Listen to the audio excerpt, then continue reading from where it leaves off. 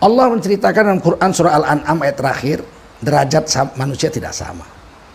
Meskipun sama-sama manusia, sama-sama khalifah Allah. Wa huwallazi ja'alakum khalaifal ard. Dialah Allah yang telah menjadikan kamu orang-orang beriman. 1,7 miliar sekarang jumlah penduduk yang Islam. Iman dan Islam 1,7 miliar. Dari 7,6 miliar penduduk dunia.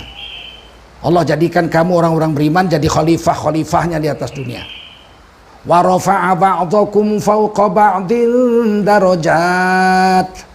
Sebagian kamu ditinggikan derajatnya beberapa derajat, sebagian kamu diturunkan derajatnya beberapa. Bait keluarga besar yang dimuliakan Allah SWT. Adik-adikku alumni SMA Negeri 4 Medan yang dimuliakan Allah SWT, dan jemaah pengajian Asar ini yang dimuliakan Allah SWT. Wajiblah kita bersyukur pada Allah SWT. Salawat dan salam kita sampaikan untuk baginda Rasulullah SAW. Yang paling berharga yang Allah berikan pada kita itu iman dan Islam. Yang lain menyusul. Tidak ada artinya harta, benda, pangkat, jabatan, ilmu, pengetahuan, anak, istri, tetangga, kawan, orang tua, cucu, cicit, manusiakah, alam semesta ini semua tidak ada gunanya kalau tidak ada iman dan tidak ada Islam. Apapun yang kita miliki di dunia ini kalau tidak ada iman dan Islam tak ada masalah, tak ada harganya, nggak ada apa-apa, nol. Kalau kita mati tidak menolong sedikit pun di kubur dan di padang mahsyar. Nah, itulah dunia itu. Andai kata seluruh semesta alam ini kita yang punya sendiri, orang lain nggak ada, tapi nggak ada agama, kita nggak punya iman Islam, nggak ada manfaat. Nah, itu harus ditanamkan betul-betul, dipahamkan betul-betul bahwa seluruh yang kita miliki dari benda-benda dunia ini baru manfaat kalau dia lengket kepada iman dan Islam. Kalau nggak ada, nggak manfaat. Kalau kita nggak beriman pada Allah, nggak beragama Islam, harta kita itu nggak menolong sedikit pun. Paling bisa kita nikmati di dunia aja. Begitu mati wassalam, habis, nggak manfaat apa-apa di kubur. Dia baru manfaat kalau lengket ke agama. Itulah makanya agama yang saya katakan tuh, iman dan Islam tuh yang saya sebutkan agama, ad-din. Nah, itu baru bernilai di sisi Allah. Andai kata nilainya 1 aja, nggak usah 10, nggak usah 9, kebanyakan lah. Kita hitung 1 aja. Iman dan Islam atau agama itu dinilai 1. Nah, semua yang kita terima dari Allah selain agama itu kalau dilengketkan ke agama dia bernilai. Misalnya kita punya umur, kita pakai untuk iman dan Islam, kita pakai untuk agama, kita nilai kita 10, 1-0 di sisi Allah. Nah, kita punya ilmu, kita pakai untuk iman dan Islam, nilai kita 100, 100 di sisi Allah. Kita punya rumah, kita pakai untuk agama, mendidik anak kita jadi orang soleh, kita di situ bisa sholat tahajud, kita bisa baca Quran di situ, berlindung daripada maksiat, kita bisa beristirahat, malam bisa tahajud. Nah, nilai kita jadi 1000 di sisi Allah. Kita punya mobil, kita pakai untuk cari nafkah, dapat uang yang halal untuk anak istri kita, untuk makan dan keperluan kita. Terus kita bisa pergi ke masjid, ngaji pakai mobil itu, kita bisa antar anak kita sekolah menuntut ilmu dengan mobil itu. Kita bisa lindungi istri kita, nggak naik-naik ojek, direm-rem sama tukang ojek itu 70 kali sehari. Nah, itu semua jadi nilai sisi Allah, jadi 1000 nilai kita di sisi Allah. Kita punya sawah, kita tanam padi, terus hasilnya kita untuk nafkah anak istri, setelah dipotong zakat kita bayar zakat, maka nilai kita 100.000 nilai kita di sisi Allah. Semakin banyak benda dunia ini yang diberikan Allah kepada kita, tapi kita sangkutkan dengan agama, maka semakin tinggilah nilai kita di sisi Allah SWT. La in syakartum la azidannakum. Kalau kamu ambil nikmat-nikmat yang Allah beri kepadamu itu, kamu pakai untuk bersyukur, dikaitkan dengan agama, maka la azidannakum, pasti dengan pasti kami akan menambahi nikmat baru. Jadi itu pastinya dua itu. Karena kita nggak ngerti bahasa Arab, diterjemahkannya ya satu, pasti kami akan tambahi nikmat lain. Padahal di situ dua pastinya, la pasti, taukid, ennya pasti. La azidannakum, pasti kami Allah akan menambahi dengan pasti kepadamu nikmat lain. Begitu. Dua kali pastinya. Nah tapi kalau tidak punya agama, nggak ada iman dan Islam, nggak ada manfaat semua itu. Harta nggak manfaat, pangkat nggak manfaat, jabatan nggak manfaat, istri Nabi Nuh nggak manfaat apa-apa. Padahal istri Nabi, tapi dia kafir, nggak manfaat apa-apa. Anak nggak manfaat, anak Nabi Nuh Kan'an nggak manfaat apa-apa. Di dunia bikin susah, di kubur pun nggak manfaat, di akhirat nggak manfaat. Oleh karena itu pemikiran kita kalau ngaji itu harus lurus, bahwa kita ini hamba Allah di dunia, diberi Allah rezeki, diberi Allah nikmat. Kalau dia disangkutkan dengan agama, dia itu menjadi credit point. Di akhirat menambah tinggi derajat kita. Maka manusia ini meskipun sama-sama manusia, hamba Allah, makhluk Allah, ciptaan Allah, tapi derajatnya tidak sama. Tergantung sejauh mana dia memanfaatkan yang diberi Allah kepadanya untuk disangkutkan ke agama. Semakin banyak yang dia miliki, yang diberikan Allah dipakai untuk agama, derajatnya makin tinggi. Jangan kita bilang kita manusia sama saja di mata Allah. Di pandangan Allah sama saja semua manusia. Enggak, mana sama. Nabi dengan Rasul enggak sama. Lebih tinggi Rasul dari Nabi. Kenapa? Ya karena sangkutannya dengan agama. Nabi dapat wahyu, terus didakwahkannya kepada istrinya, anaknya dan dirinya serta keluarganya. Nah, disebut dia Nabi. Nah kalau dia dapat wahyu dari Allah, dia dakwahkan untuk dirinya, anaknya, keluarganya, istrinya dan keluarganya dan kaumnya, dia nggak disebut Nabi, dia disebut Rasul. Maka derajatnya nggak sama, karena perjuangannya atas agama nggak sama. Nabi untuk diri dan keluarga, Rasul untuk diri, keluarga dan kaumnya. Tentu lebih susah Rasul dari Nabi, pangkatnya tinggian Rasul dari Nabi. Maka di Quran walikulli ummatir Rasul, setiap umat dikirim satu Rasul, setiap umat dikirim satu. Karena Rasul untuk umat, kalau Nabi untuk keluarga. Ada 124.000 Nabi dan Rasul, 313 Rasul, 25 yang wajib kita kenal. Terus dari 25 yang wajib kita kenal ada Rasul Ulul Azmi. Loh kenapa dibedakan? Nah, bedanya itu karena perjuangannya atas agama. Rasul Ulul Azmi itu Rasul yang paling menderita atas agama. Ada 5. Nabi Nuh, Nabi Ibrahim, Nabi Musa, Nabi Isa, Nabi Muhammad. Nah, jadi tidak sama. Dan derajat Nabi yang ada 124.000 Nabi, 313 Rasul, 25 Rasul yang wajib kita kenal namanya, 5 Ulul Azmi, 1 yang disebut Imamul Anbiya wal Mursalin. Imamnya atau Sayyidul Anbiya wal Mursalin. Pemimpinnya seluruh Nabi dan Rasul. Kenapa beda derajatnya? Ya, karena pengorbanannya atas agama beda. Nabi itu wafat nggak ninggalkan harta, habis semua untuk agama. Beda dengan kita, warisan kita jadi rebutan keluarga saking banyaknya. Nah, ini harus dipahamkan betul kalau ngaji, sebagai modal dasar kita supaya pikiran kita lurus. Sering saya dengar di luar-luar itu ngomong, kita sama-sama manusia, semuanya sama di hadapan Allah. Tidak sama, siapa bilang sama? Ulama dengan orang biasa tidak sama. Orang berilmu dengan orang bodoh nggak sama derajatnya. Yang bilang Allah. Hal yastawil ladzina ya'lamun wal ladzina la ya'lamun.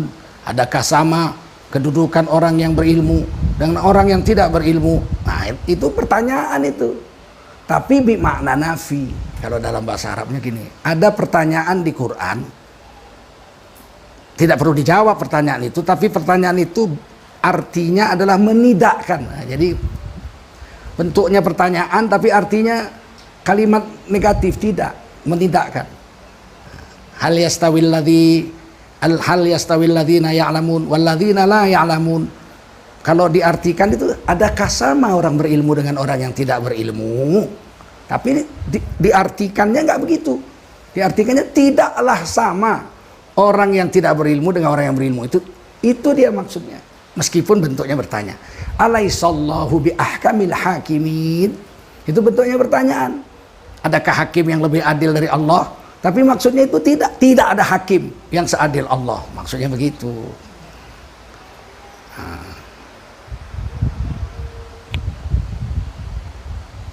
Orang-orang yang tobat dari dosanya. Walladzina fa'alu fahisyah aw zalamu anfusahum dzakarullah. Orang-orang yang terlanjur berbuat dosa besar. Fahisyah. Jamaknya fawahish. Kita sering dengar fahsya wal munkar, fahsya. Orang yang terlanjur berbuat fahsya. Apa itu fahsya? Dosa besar. Tapi merugikan diri sendiri. Itu fahsya. Misalnya apa? Ngisap ganja, main narkoba, itu fahsya, dosa besar. Tapi merugikan diri sendiri, nggak merugikan orang. Duit-duit kita, mulut-mulut kita, yang mabuk kita, yang mati kita, yang rugi kita. Iya, tapi dosa besar, namanya fahsya. Nggak boleh, ini urusan saya, yang mabuk saya, yang mati saya, jangan diurus-urus. Nggak bisa dalam Islam, karena itu fahsya. Bunuh diri, oh yang mati gua, yang gua jeret leher gua sendiri, yang mati gua sendiri, kok diurus-urus sama kamu, biarin saya mati sendiri, bunuh diri. Itu fahsya, harus dicegah. Berzina itu fahsya. Yang zina saya, yang bayar perempuannya saya, yang bayar hotelnya saya, perempuan itu mau saya zinahi, nggak ada yang rugi. Iya, tapi itu fahsya, harus dicegah. Itu Imam Ghazali menjelaskan fahsya itu dosa besar yang merugikan diri sendiri. Misalnya zina itu di surah Bani Israel ditulis, wala taqrabuz zina, kamu jangan dekati zina. Innahu kana fahisyah, sesungguhnya zina itu fahsya. Dosa besar yang merugikan diri sendiri. Wasa asabila, dan sejelek-jeleknya jalan. Nah, kata Allah di Quran tadi surah Ali Imran, orang-orang yang telanjur berbuat fahsya, dosa besar yang merugikan diri sendiri. Kalau mungkar lebih luas dari fahsya. Kalau mungkar dosa besar, tapi merugikan orang. Membunuh orang itu mungkar. Kalau bunuh diri fahsya. Memperkosa orang itu mungkar. Kalau berzina suka sama suka, itu namanya fahsya. Make narkoba itu fahsya. Kalau jual narkoba itu mungkar. Bunuh diri fahsya, membunuh orang mungkar. Jadi fahsya wal mungkar. Nah, ini di dalam Quran yang fahsya ditulis. Dan orang-orang yang telanjur berbuat fahsya, dosa besar yang merugikan diri sendiri. Au zalamu anfusahum, atau dia menganiaya diri mereka sendiri. Nah, itu. Jadi fahsya itu menganiaya diri sendiri, nggak nganiaya orang. Kalau nganiaya orang namanya mungkar. Zakarullah, dia teringat Allah.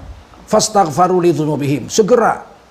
Dan itu fa-nya itu detik itu juga, nggak nunggu besok-besok. Kalau nunggu besok-besok summa.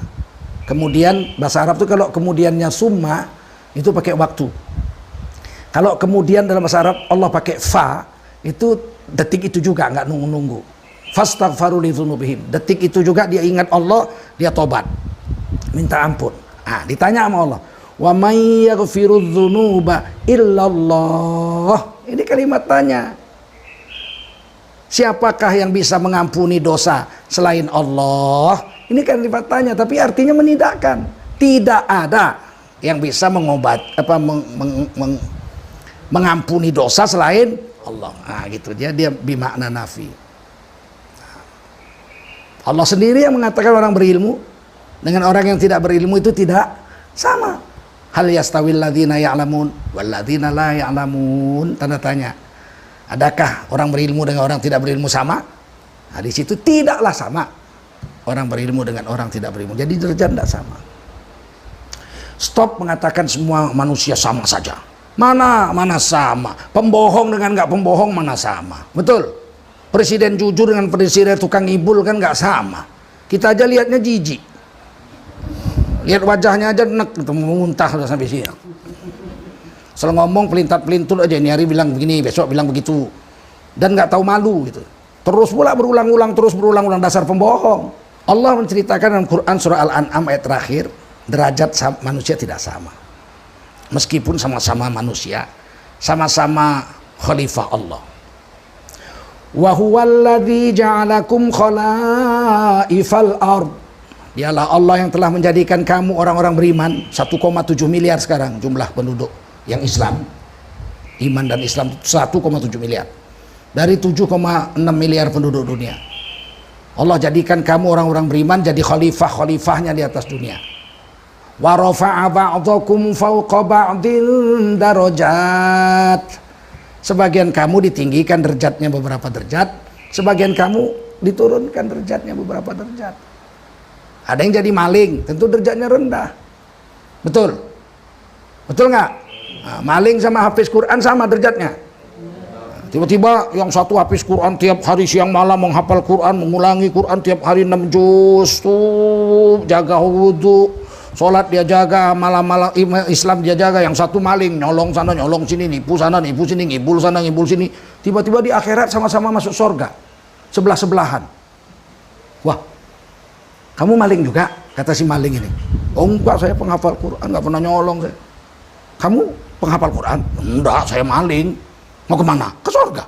Sama-sama melangkah masuk surga. Nggak adil Allah. Betul? Nggak adil Allah kalau begitu. Tentu beda derajatnya. Orang yang asal ada hartanya dia sedekah. Asal dapat harta dia infak. Asal dapat berapa aja dia infak. Dia menjalankan perintah Allah. Bahwa infak itu setiap dapat, bukan nunggu. Saya nunggu dong, nanti ntar tiap bulan saya potong sedekah. Enggak, dalam Quran perintah sedekah itu, infak itu enggak nunggu. Kata Allah, anfiqu mimma razaqakumullah. Nah, sedekahkan atau infakkanlah harta setiap Allah berikan kepadamu, setiap diberi. Mimma razaqakumullah, setiap Allah beri, buang sebagiannya, jangan bawa 100%. Jadi itu sedekah, infak itu asal kata nafkah, nafkah bahasa Arabnya, nafkah. Jadi dinafkahkan di jalan Allah. Kita cari nafkah, diinfakkan, infak kata kerjanya, dinafkahkan di jalan Allah. Itulah dibilang nafkah. Orang dulu bahasa itu dipilih supaya nggak lari dari agama. Bapak-bapak, kakek-kakek saya kalau tanya mau kemana Pak? Biar orang Jawa sini. Arab ngendi? Kayak Arab nyambut gawe, golek nafkah. Jadi bahasa itu betul. Bapak mau kemana? Mau cari rezeki untuk cari nafkah. Supaya dinafkahkan, dibelanjakan di jalan Allah. Kalau bapak saya gitu, kalau dia mau keluar dari rumah saya tanya, kemana? Cari nafkah nak. Sehingga kalau dapat dinafkahkan di jalan Allah. Sekarang kan enggak, kemana? Cari duit. Wah, mau cari kaya. Ya kalau dapat ditumpuk supaya kaya. Nah, bedanya itu, jadi bahasa juga mempengaruhi pemikiran. Dinafkahkan di jalan Allah. Nah, Rasulullah SAW membagi nafkah itu 5 kategori.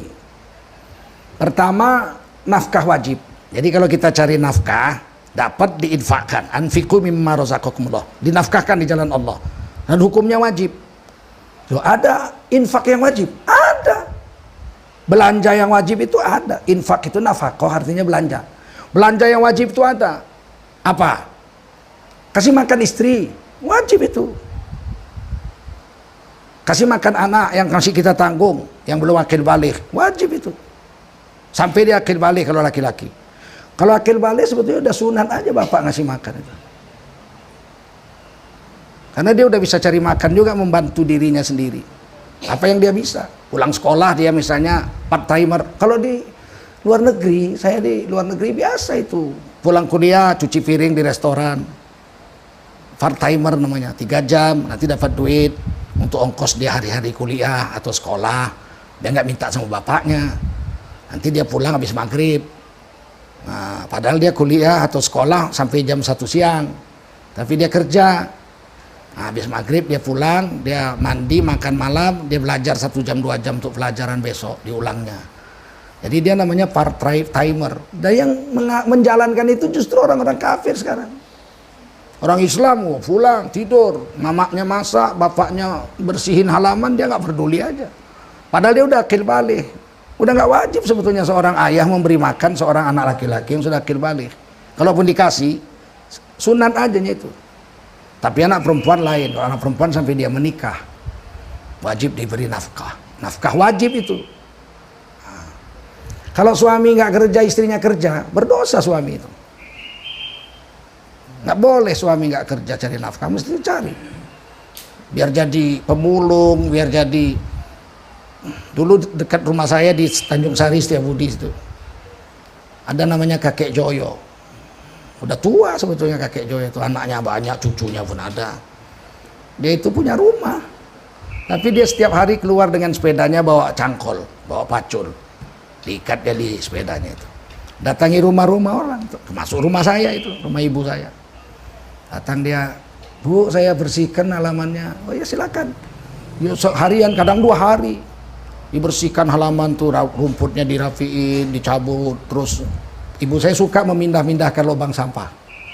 Di lubang sampah sini nanti udah misalnya 2 bulan udah penuh, lubang sampahnya itu udah dibakar, ditutup, bikin lubang sampah lagi di sebelahnya begitu, pindah-pindah, sehingga bekas sampah yang dibakar itu jadi subur. Nanti diambil tanahnya sama dia, sama ibu saya waktu membongkar yang baru itu untuk tanam bunga-bunga mawar di sekeliling rumah. Itu ada bunga mawar, bunga melati. Nah, dia dapat tuh satu hari 20.000 kakek Joyo itu. Setiap hari dia datang ke rumah-rumah orang di sekitar Setiabudi sini, cari nafkah dia. Nggak minta dia sama anaknya. Istrinya dia kasih makan. Hari ini kan enggak, istri saya manajer, gajinya 30 juta sebulan. Kamu kerja apa? Wah, saya JAT, jemput antar istri, sambil merokok. Berdosa dia. Kata Imam Qurtubi dalam tafsir Qurtubi fi ahkamil Quran, surah An-Nisa, ar-rijalu qawwamuna 'alan nisa, laki-laki adalah pengayom wanita, pemimpin bagi wanita. Di situ dikatakan jika laki-laki tidak mencari nafkah, nggak membelanjai istrinya, maka gugurlah haknya sebagai suami. Gugur haknya sebagai suami. Bayangkan itu. Fasad. Gugur haknya sebagai suami, rusak haknya sebagai suami. Oleh karena itu laki-laki itu wajib memberi nafkah. Ada nafkah wajib pada istri dan anak. Beli baju untuk menutup aurat itu nafkah wajib. Telanjang haram. Istri kita wajib kita beri baju untuk menutup auratnya. Kalau dia buka aurat karena nggak kita belikan baju menutup aurat, yang berdosa suaminya. Tapi kalau kita sudah beli yang nutup, dia nggak mau pakai, dia berdosa. Kenapa dia nggak mau taat sama Allah menutup auratnya? Tapi kewajiban suami membelikannya. Berapa? Dua helai. Jadi istri itu wajib diberi baju berapa? 2 helai, bukan 2 lemari. Nah, 2 lemari ampun lah kita. Wajib diberi makan dan minum. Berapa kali makan sehari? Yang wajib 3, gemuk lah. Seorang istri wajib diberi makan dan minum oleh suaminya. Makannya itu wajib diberi kepada suami, oleh suami kepada istri sebanyak sehari sekali. Kan 3 kali sehari. Ibu saya tanya dulu, kalau dikasih makan suami sekali sehari mati nggak? Mati nggak? Ya nggak, udah cukup. Memberi makan istri wajib suami sekali sehari. Asal suaminya juga makannya sekali sehari. Wah, saya nggak tahan, saya 2 kali. Kalau gitu istri 2 kali. Yang sekali wajib, yang kedua sunat.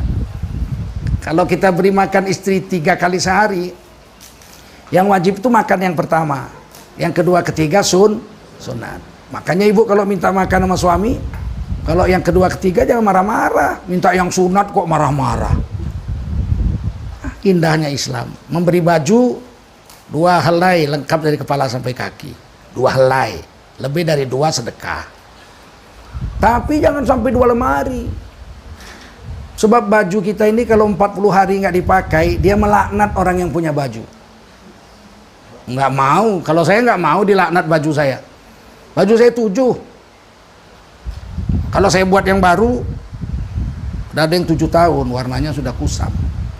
Ada murid saya bisik sama saya, Ustadz diganti bajunya. Nanti dipikir Ustadz minta sedekah. Wah, dikirain kaipang pula saya. Warnanya sudah lusuh, ya udah 7 tahun, tapi belum rusak karena kainnya bagus. Akhirnya saya buat yang agak-agak terang lah warnanya, saya pakai.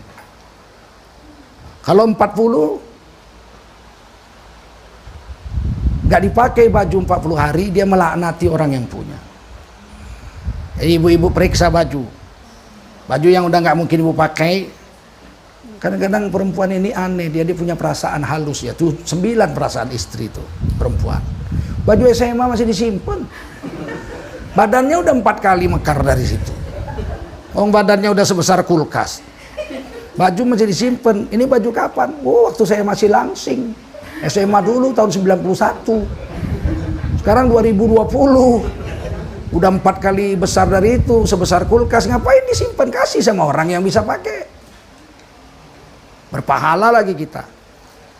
Kenang-kenangan. Ini waktu saya pakai baju ini dicubit sama suami saya, pipi saya di bawah pohon jambu.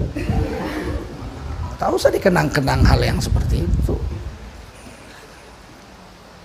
Jadi belanja memberi makan istri sekali sehari wajib, 2 kali 3 kali sunat. Lebih dari 3 kali tidak boleh. Kata Imam Ghazali, siapa yang makan lebih dari 3 kali buatkan kandangnya. Baju 7 lah yang pas, atau seberapa yang pas, asal jangan sampai 40 hari nggak dipakai. Rumah tempat berteduh tuh wajib belanja. Ada belanja yang sunat, nafkah yang sunat, infak yang sunat. Apa itu? Beli topi untuk laki-laki, beli peci itu sunat. Menutup kepala dalam Islam hukumnya sunat. Beli sendal. Kaki ayam juga nggak berdosa kok. Ya tapi beli sendal, beli sepatu sunat. Ya kalau sunat janganlah beli sepatu sampai 10 pasang. Kawan saya ada sepatunya 4.000 pasang. Segudang koleksi. Astagfirullah. Ada kulit rusa, kulit macan, kulit buaya, kulit ular. Kalau dijual berapa miliar itu? Aduh sayangnya. Kalau saya dulu sepatu 1 aja. Sepatu kuliah, saya kuliah pakai sepatu kulit, jalan-jalan juga pakai sepatu kulit. 1 aja sepatu saya, Bata, dari dulu sampai sekarang merek Bata, nggak tukar-tukar saya. Meskipun saya udah keliling dunia 36 negara, sepatu saya tetap merek Bata saja. 100.000 saya beli, sekarang udah agak mahal, 299.000. Dulu waktu kuliah 20.000 sepatu Bata. Saya masih ingat tahun 82 saya kuliah. Sepatu saya yang tercantik, sepatu Bata itu yang paling mahal 20.000 harganya. Sekarang udah naik 10 kali lipat lebih. Nah, itu sunat, beli topi, beli peci ya, beli selendang, beli sepatu. Itu nafkah atau infak yang sunat. Ada infak yang mubah, boleh. Infak yang mubah. Kalau beli baju warna putih, infak yang sunat. Kalau beli baju warna selain putih, infak yang mubah. Beli jam tangan, ya, mubah.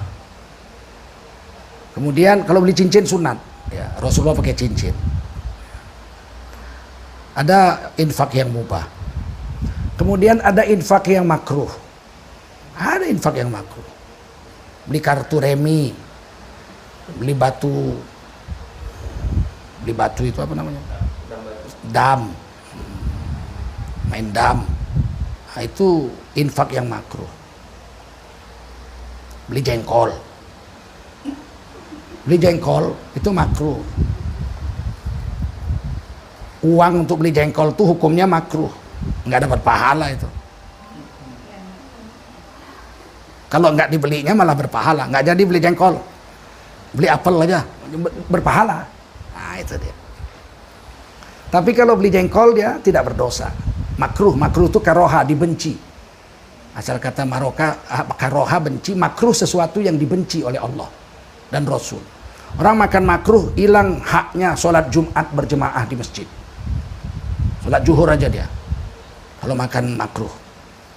Nah, belanjanya makruh, memakannya makruh. Udah tahun 2020 masih ada orang Islam makan jengkol. Itu saya bingung mikirnya itu. Kayak nggak ada makanan lain. Saya perhatikan dari kecil, di belakang rumah saya ada pohon jengkol besar. Doyong gitu.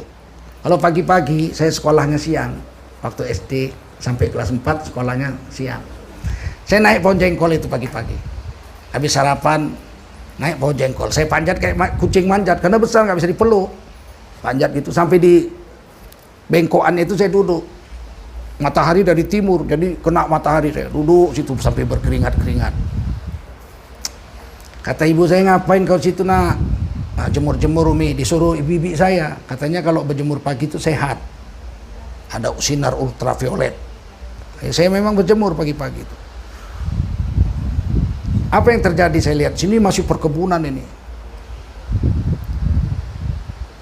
Monyet itu dia kalau pohon pisang diambilnya pisang. Kalau jambu diambilnya, mangga diambilnya, jambu monyet diambilnya, jambu klutuk diambil juga sama monyet. Yang masak-masak diambil monyet.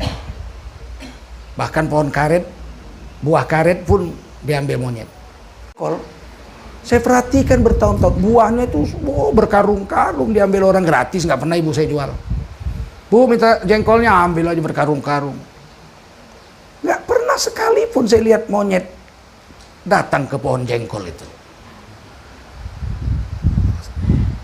Sekarang saya baru teringat, coba ambil jengkol, kasihlah mau monyet, nggak mau monyet makan jengkol. Lah, kalau jengkol monyet nggak mau makan, masa kita makan? Kalah kita sama monyet. Cobalah tes, kasihlah monyet jengkol, nggak mau dia makan, betul, percayalah, tes. Dan kalau kita beli makruh, kita makan makruh. Allah benci, makruh itu artinya dibenci Allah. Makanya ditinggalkan berpahala, meskipun dikerjakan tidak berdosa. Ada infak atau nafkah yang haram. Ya beli apa? Beli yang haram, beli babi dimakannya haram. Beli apa lagi? Beli minuman keras haram. Oh, yang minum kan bukan saya, Pak. Saya cuman main organ tunggal, anak saya sunatan. Kawan-kawan akrab saya minta dibeliin bir, saya beliin. Saya nggak minum.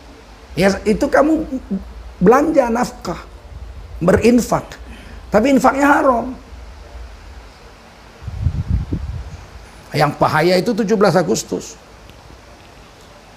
Bersyukur 17 Agustus panggil organ tunggal. Kita nyumbang tiap rumah, diketuk rumah.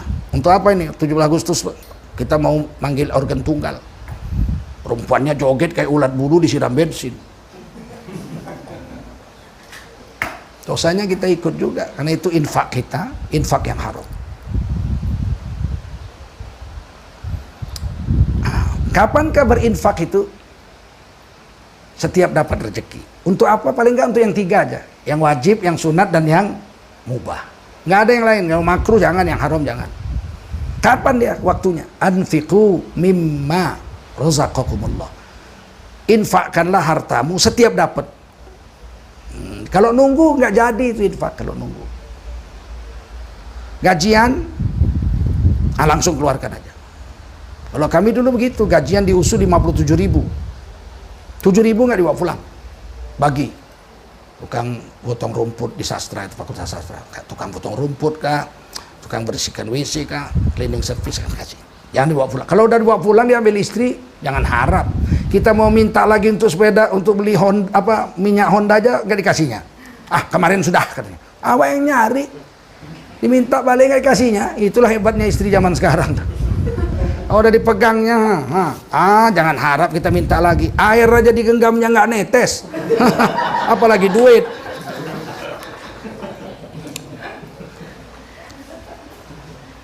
Beruntunglah kita kalau punya istri yang pemurah, yang beruntung. Jangan disia-siakan itu nikmat Allah paling besar. Ya. Karena banyak istri ini pelit. Kalau udah jumpa kita istri kita pemurah, jaga istri kita itu, sayangi. Barang langka itu di akhir zaman. Wong istri sama mertuanya jadi yang pelit. Ibu kandung kita, nah dia istri kita yang cari duit kita, sama ibu kandung kita jadi dia pelit. Kebanyakan istri sekarang lagi nyapu halaman dia nyanyi-nyanyi dia. Aku masih seperti yang dulu. Senyum, seneng, tiba-tiba dia lihat turun dari sudako, ibu mertuanya, ibu kita. Hilang senyum ini. Ini si tua ini tahu aja kalau udah tanggal 3. Udah tahu dia lakiku gajian, mau minta duit lakiku nih. Dia minta duit anaknya, bukan minta duit laki ibu. Malah laki anaknya ibu rampok jadi laki. Kemana dia minta kalau nggak sama anaknya, coba. Begitu datang ibunya, Assalamualaikum nak, Waalaikumsalam. Ibu baru sampai, nak, kapan pulang? Langsung nanya kapan pulang.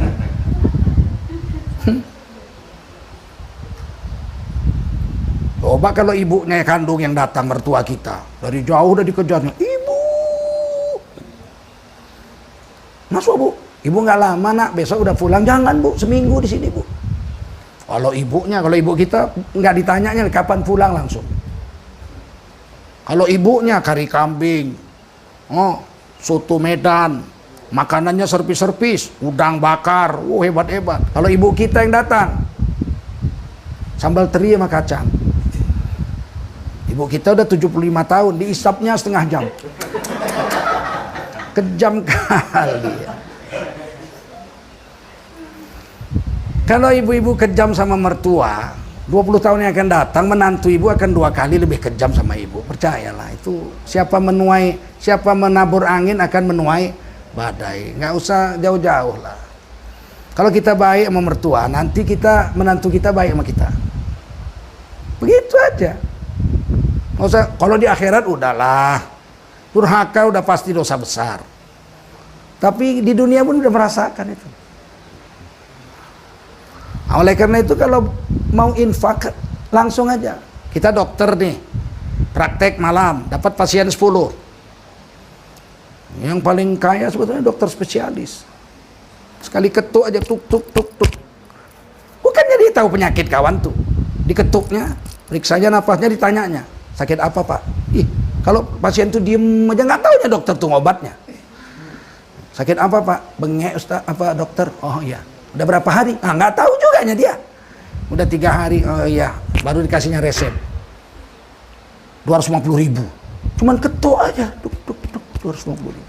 Ya kan saya sekolahnya mahal pak. Dapat 10, berarti dia satu malam itu dapat 2,5 juta. Infakkan 1. Yang bawa pulang 9 aja. Nah, gitu. Yang 250.000 tinggalkan di tempat praktek, bagi-bagi. Kalau udah pulang kasih sama bini, nggak hajab, jangan harap keluar lagi itu. Kecuali dapat istri pemurah. Bagi terus. Saya terkesan sahabat saya, Dr. Aznan Lilo.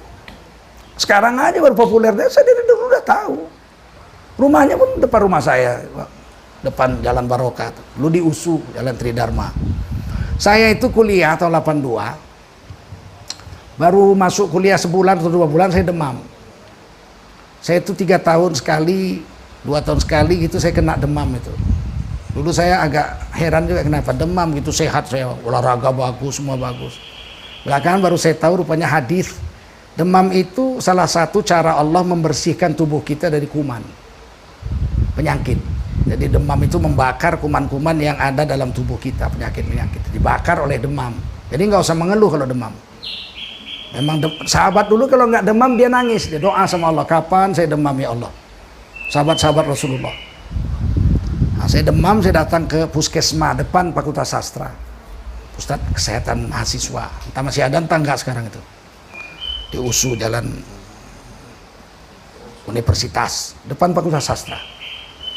Saya datang ke situ, duduk saya. Di dalam dokternya masih muda. Pasien masih ada masuk di dalam. Apa kata dokter itu? Ini dimakan obatnya 3 kali sehari. Ba'da subuh, ba'da zuhur, ba'da isya. Bergetar badan saya. Saya dari kecil udah agama, udah memang belajar.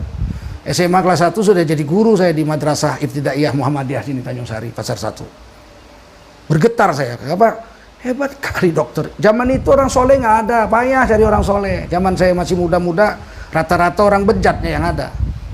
Yang soleh-soleh itu ulama-ulama. Kalau anak SMA sholat aja mengherankan. Orang SMA 4 kepala sekolah heran. Cuma 6 atau 10 orang aja kami yang sholat di bangku-bangku rusak. Sampai kepala sekolah heran, sebelum kalian nggak ada begini, kamu aja ini katanya. Zaman itu susah cari orang sholat aja, apalagi kalau sekarang penghafal Quran banyak. Dulu saya kalau nggak ada guru, nggak ada dosen di Fakultas Sastra itu, saya ambil dari dalam tas kain ada Quran tebel, nggak bisa dikantongi dulu Quran. Tapi udah agak kecil seperempat pul itu saya baca di bawah pohon Kamboja itu, sampai seluruh Fakultas Sastra tahu ini hobinya baca Quran.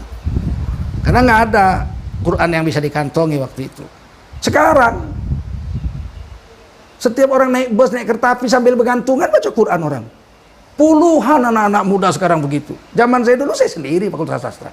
Yang jurusan bahasa Arab aja nggak gitu. Sekarang beribu-ribu orang soleh. Walaupun kebejatan makin parah juga sekarang. Tapi berimbang dengan kesolehan naik. Pengajian orang-orang kaya mau ngaji sekarang. Umroh, waduh. Puluhan ribu orang umroh tiap tahun dari Indonesia. Dulu mana ada. Umroh tuh pejabat-pejabat kalau mau naik pangkat aja baru dia umroh. Atau setelah naik pangkat baru dia umroh. Habis nyolong dia umroh. Cuci duit katanya. Nyolong 10 juta, umroh 1 juta. Pikirnya udah beres lah itu. Karena berbuat baik kali 10 katanya. Begitu saya masuk, dokternya ganteng, masih muda. Sakit apa anak muda? Katanya, pukulnya perut saya. Demam. Oh biasa katanya. Lihat mulut segala macam, dikasihnya resep. Antibiotik 250 mili. Enggak 500. Saya udah kuliah masih 250 mili. Karena jarang makan obat saya. Katanya apa? Ini 3 kali sehari dimakan. Ya, ba'da subuh saya bilang, ba'da zuhur, ba'da asar. Ketawa dia. Ketawa dokter Lindu itu. Dia penari dulu itu di Sri Indra Ratu di Istana Maimun. Pasangannya kakak sepupu saya, Tengku Silvana Sinar, dosen juga di USU, profesor, doktor. Sama-sama mereka profesor. Jatuh cinta saya dengan dokter ini, soleh betul ini. Akhirnya saya 4 tahun kemudian jadi dosen. Setiap saya khutbah Jumat, dia selalu bawa saya pakai mobilnya. Dia mau dengar saya khutbah. Keliling Medan itu, Masjid Agung, mana-mana. Nah, di tempat praktek dia itu nggak pernah pakai tarif sejak dia praktek. Dulu ditaruhnya buku tebal. Jadi yang mau bayar masukkan duit ke buku. Saya bilang jangan dokter, jelek kali kalau di buku. Pak dokter bikin aja dompet. Kayak minta duit aku katanya. Enggak, dompet itu ditulis nomor antrian. Nomor 1, nomor 2, nomor 3, siapa datang ambil dompet antrian, tapi di situ bisa dimasukkan duit. Kan nggak pakai tarif juga. Oh iya. Nah, akhirnya dia buat itu. Itu saran saya itu. Saya masih muda. Nah, kemudian duit itu dibagi 3 oleh beliau. Mungkin kalian nggak tahu, maka saya beritahu, diinfakkan bagi 3. Sepertiga untuk istrinya dan dia. Sepertiga untuk makan beliau dan istri. Sepertiga untuk ibu bapaknya masih hidup, jalan Puri. Sepertiga untuk fakir miskin. Bayangin, sudahlah nggak pakai tarif, sepertiga dia bagi untuk kaum muslimin, kemaslahatan umat. Sahabat Nabi dulu duitnya bagi 3 semua. Waktu itu saya masih 1/10. Saya masih bagi 1/10. Dia udah 1/3 itu dokter Aznali dulu. Belum punya rumah dia, rumahnya masih rumah dinas, Jalan Tridharma. Rumah pertama dia beli depan rumah saya, Jalan Barokah. Saya yang jualkan untuk dia tuh. Saya telepon dia, dokter mau bertetangga sama saya? Mau. Karena saya tahu dia belum punya rumah. Nah, ambillah tanah di Jalan Barokah itu. Dia ambil 500 meter, adiknya ambil 500 meter. Saya di depannya. Sampai sekarang tuh. Dia bagi 3. Saya malu juga, saya ustad. Ditanyanya, ustad bagi berapa? Saya bagi 10. 10 untuk fakir miskin, 9/10 untuk saya. 9/10. Tawa dia, yalah ustaz masih muda, gaji masih 57.000. Kalau dari bawa pulang jangan harap. Jadi kalau tukang jeruk, jual jeruk nih, laku 10 kilo. Untung yang 9 kilo bawa pulang. Untung yang 1 kilo tinggal. Artinya dibagi-bagi. Jangan dikasihkan sama istri sama kita, jangan bagi-bagi. 1/10. Kan nggak bangkrut. Modal kan nggak dimakan modal. Kan untungnya aja diambil 1/10. Nah, kenapa infak itu harus 1/10? Karena Allah janji man jaa bil hasanati falahu asyru amsalihha. Siapa yang berinfak hartanya, berbuat kebaikan dengan hartanya, dengan dirinya 1, Allah bayar 10 kali lipat. Jadi setiap 1 sedekah Allah bayar 10. Kalau 1 kali berbuat dosa, disambung ayatnya, wa man jaa bis sayyi'ati fala yujza illa mithlaha wa hum la yuzlamun. Siapa berbuat 1 dosa, dia dibayar 1 dosa. Allah nggak mau menganiaya hambanya. Tapi kalau berbuat baik dibayar 10. Jadi kalau kita dapat uang 2 juta setiap malam, misalnya 2 juta, yang 1.800.000 kita bawa pulang dipakai untuk kita, yang 200.000 kita sedekahkan, itu yang 200.000 dikali 10 jadi 2 juta disedekahkan, dianggap gitu. Yang dimakan 1.800.000, kalau ditimbang masih menang di akhirat. Kalau 1/10. Kalau zakat nggak usah bangga dengan zakat. Zakat 2,5%. Itu daki-daki gitu. Orang bayar zakat nggak pernah tinggal sampai mati. Itu orang beriman, bukan orang kafir, bukan orang durhaka, beriman. Tapi pelit. Namanya mukmin bakhil. Mukmin tapi pelit. Asal dapat 2,5%, asal dapat 2,5%, itu mukmin. Bukan kafir, bukan fasik, bukan orang durhaka, tapi pelit. Kenapa? Karena berarti dia cuma mau yang wajib aja. Mau kita makan nasi aja, mau nggak? Nasi aja. Mau makan ikan asin jangan. 2,5%. Pokok aja, pokok. Nasi. Ada soto pun nggak boleh makan, nasi. Kan nggak mau kita. Kita kan mau ada lauk-lauknya. Lauk-lauknya itulah lebih dari zakat, itulah lauk-lauknya itu. Infak, sodakoh itulah lauk-lauknya di akhirat. Oh, saya zakat aja, lebih dari zakat nggak mau. Ya pas-pasan, makan nasi aja nggak pakai lauk. Apalagi nggak bayar zakat. Itu kalau nggak bayar zakat namanya tamak, rakus, loba.